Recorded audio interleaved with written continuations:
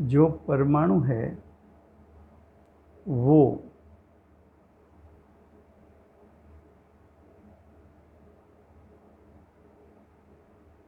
सूक्ष्मता धारण कर सकता है।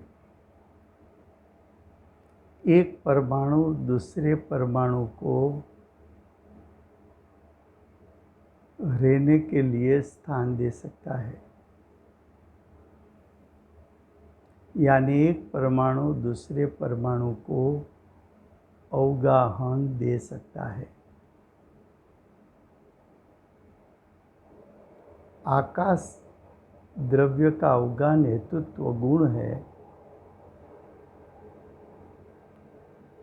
उसमें अवगाहन देने की शक्ति अमर्याद है,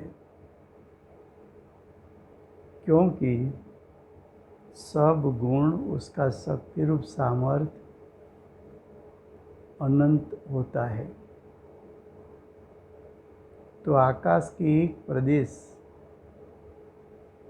उसमें अवगाहन हेतुत्व गुण के कारण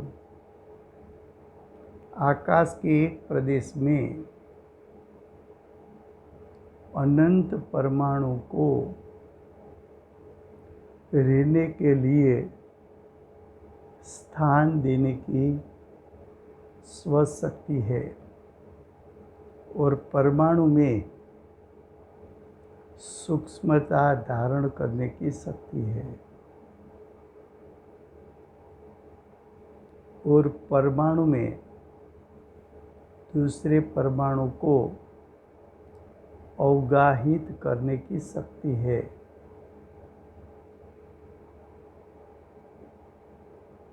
तो आकाश के एक प्रदेश में अनंत परमाणु रह सकते हैं।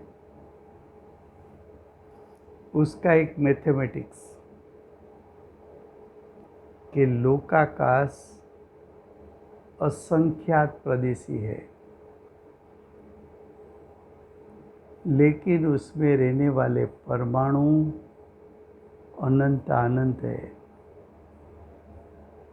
तो अनंत अनंत परमाणु उसको असंख्यात प्रदेश से डिवाइड करो तो एक प्रदेश में अनंत परमाणु को रहना चाहिए, नहीं तो असंख्यात प्रदेश में अनंत अनंत परमाणु रहने के लिए स्थान प्राप्त नहीं कर सकते। ख्याल आता है? लेकिन जो कालाणु है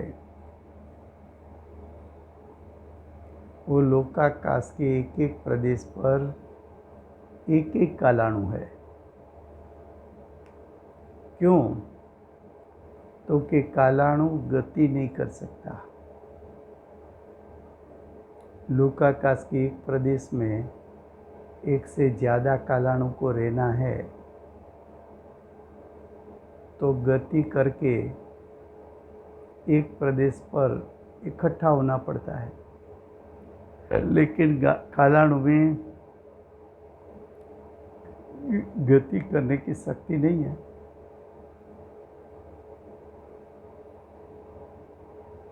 दूसरा,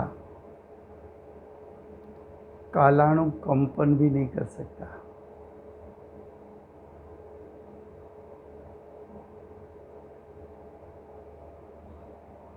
कालाणु में स्पर्श गुण नहीं है। जैसा पुद्गल में स्पर्श गुण है तो दो परमाणु एक दूसरे के साथ जुड़ सकता है, लेकिन कालाणु में स्पर्श गुण नहीं है, एक दूसरे को जुड़ नहीं सकता, तो भिन्न भिन्न रहना पड़ता है।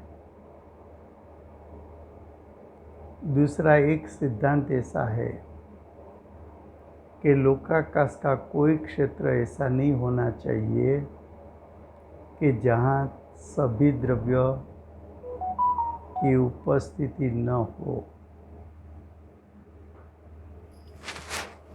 अगर मानो कि कालाणु तो लोकाकाश में असंख्याती है और एक एक प्रदेश पर, लोकाकाश के एक एक प्रदेश पर एक एक कालाणु है। मानो कि कालाणु इकट्ठा हुए तो वो जगह खाली हो गई। एक स्थान पर इकट्ठा हुए तो जिस स्थान से दूसरे स्थान तक आए तो वहाँ तो कालाणु की जगह खाली हो गई। तो कालाणु में गति करने की भी शक्ति तो है नहीं, तो गमन नहीं करेगा। अगर गमन करता है ऐसे आपने कल्पना की तो भी झूठी है। क्यों? एक तो गति करता नहीं, इसलिए कल्पना झूठी है। दूसरा, कालाणु एक स्थान से दूसरे स्थान पर गया तो जिस स्थान से गया वो स्थान तो खाली रहा, वहाँ छह द्रव्य नहीं रहा, तो सिद्धांत को भी बाधा आती है। तो लोकाकाश के एक प्रदेश पर अनंत परमाणु रह सकते हैं, लेकिन लोकाकाश के एक प्रदेश पर दो कालाणु एक साथ रह नहीं सकते। अब क्वेश्चन 20 देखो, 19 का उत्तर क्या दिया है कि कालाणु द्रव्य,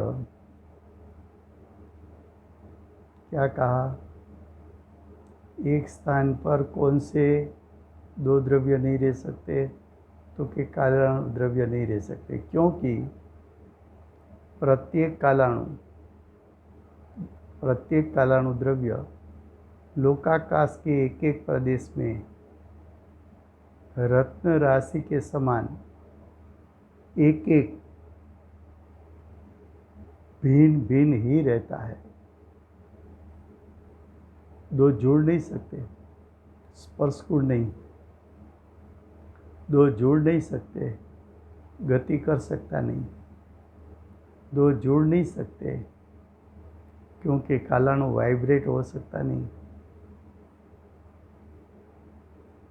कालाणु संकोच विस्तार कर सकता नहीं, इसलिए दूसरे के साथ जुड़ नहीं सकता।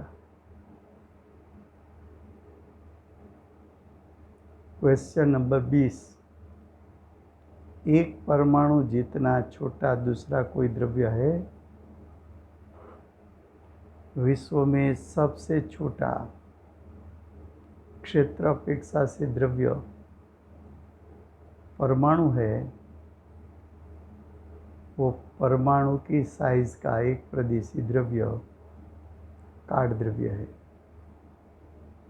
तो अब देखो उत्तर क्या दिया कि हाँ, कालाणु, क्योंकि परमाणु और कालाणु दोनों एक प्रदेशी द्रव्य है।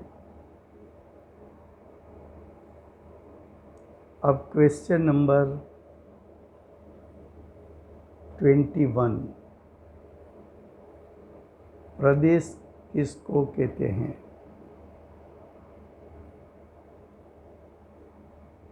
प्रदेश है वो क्षेत्र को मेजरमेंट करने का एक यूनिट है। जैसे हम लौकिक में कोई वेट करे, वजन करे, तो उसका एकम, उसका यूनिट मिलीग्राम, ग्राम, 10 ग्राम, 100 ग्राम, 1 kg, 2 kg, 5 kg।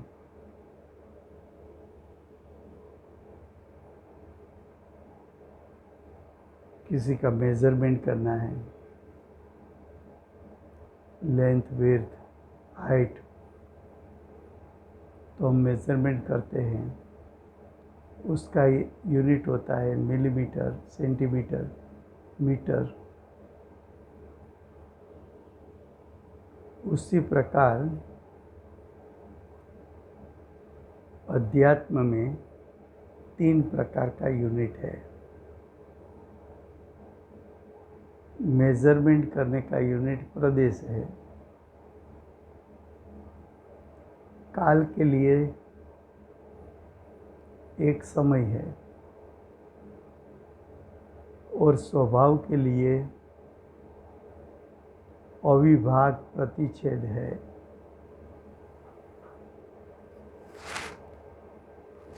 फिर से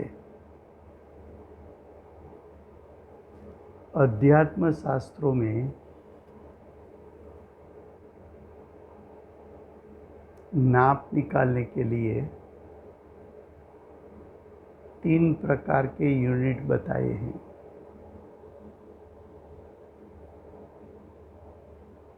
उसमें एक यूनिट मेजरमेंट करने का प्रदेश, काल का माप निकालने का एक समय,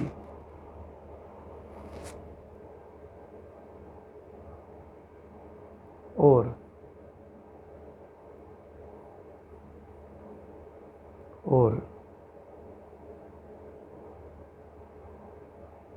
स्वभाव का मेजरमेंट निकालना है तो अविभाग प्रतिच्छेद। यहाँ बात पूछा है प्रदेश के लिए। प्रदेश किसको कहते हैं? तो एक पुद्गल परमाणु, क्योंकि विश्व में क्षेत्र अपेक्षा से सबसे छोटा परमाणु है और कालाणु है,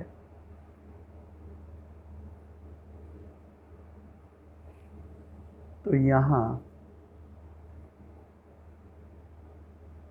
एक पुद्गल परमाणु आकाश का जितना क्षेत्र रुकेगा या तो एक परमाणु आकाश के जितने क्षेत्र में व्याप्त होता है इतने क्षेत्र को एक प्रदेश कहने में आता है।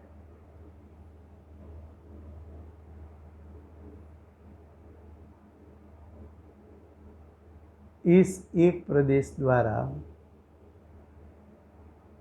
द्रव्य के क्षेत्र का माप निश्चित किया जाता है।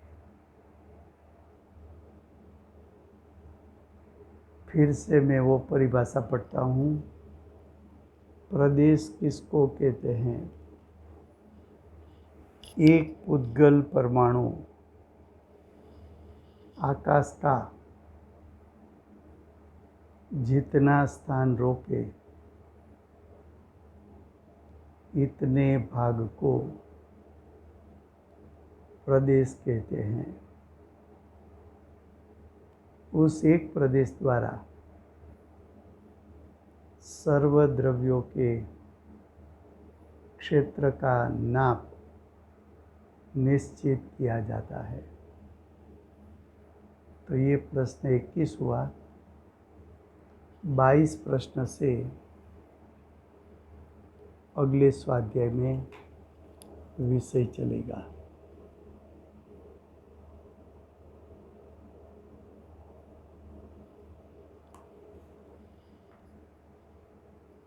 अनंत चतुष्टय के धारक श्री सिमंदर भगवान की जय हो।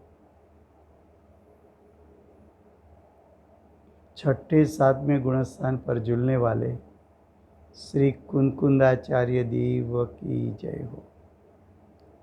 निरतिचार सम्यक दर्शन को प्राप्त परम कृपाणु श्री सद्गुरु देव की जय हो।